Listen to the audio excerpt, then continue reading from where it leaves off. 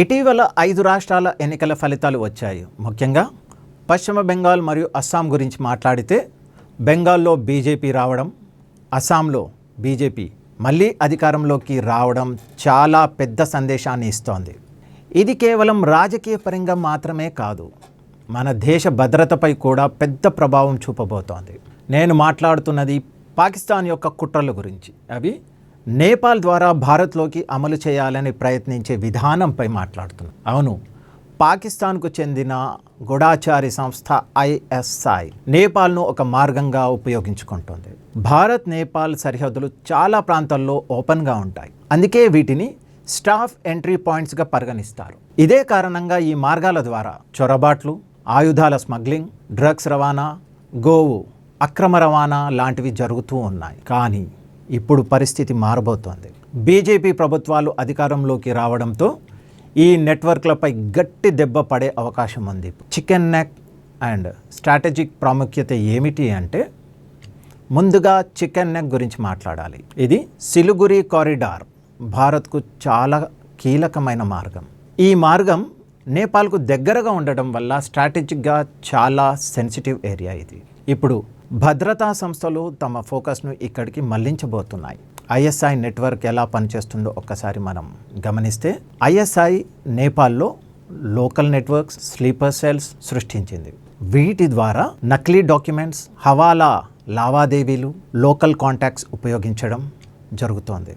భారత్ నేపాల్ మధ్య ఉన్న రోటీ బేటీ సంబంధాన్ని కూడా ఇది దుర్వినియోగం చేస్తోంది. ఇప్పుడు నేపాల్లో కూడా కొత్త ప్రభుత్వం ఉంది. బెలెన్ షా నాయకత్వంలో మార్పులు కూడా జరుగుతూ వస్తున్నాయి. ఇక భారత్ కూడా కేంద్రంలో నరేంద్ర మోడీ ప్రభుత్వం ఉంది. రాష్ట్రాల్లో కూడా బీజేపీ రావడంతో భారత్ నేపాల్ కోఆర్డినేషన్ మరింత బలపడుతుంది. ఇప్పుడు దానితో చొరబాట్లు తగ్గుతాయి, స్లీపర్ సెల్స్పై దెబ్బ పడుతుంది, స్మగ్లింగ్ నెట్వర్క్స్ బలహీనపడతాయి, ఉగ్రవాద కార్యకలాపాలు కూడా తగ్గుతాయి. స్పెషల్గా గోవు అక్రమ రవాణా తగ్గుతుంది. ఆయుధాల స్మగ్లింగ్, డ్రగ్స్ ట్రాఫికింగ్ పై పెద్ద ప్రభావం ఉంటుంది. ఇప్పుడు ప్రస్తుతం మన దేశంలో ఎస్ఎస్బి మరియు బిఎస్ఎఫ్ బార్డర్లను కాపాడుతున్నాయి. ఇప్పుడు వీటి పాత్ర మరింత కీలకం అవుతుంది. కేంద్రంలో అమిత్ షా మరియు రాజ్నాథ్ సింగ్ మధ్య మంచి కోఆర్డినేషన్ కనిపించే అవకాశం కూడా ఉంది. టెక్నాలజీ పరంగా డ్రోన్స్, సర్వీలియన్స్ సిస్టమ్స్, అలాగే బార్డర్ మానిటరింగ్ సిస్టమ్ ఇవి మరింత బలపడతాయి. ఇప్పుడు దానితో పాటు ఇన్ఫ్రాస్ట్రక్చర్ డెవలప్మెంట్స్ కూడా పెరుగుతాయి.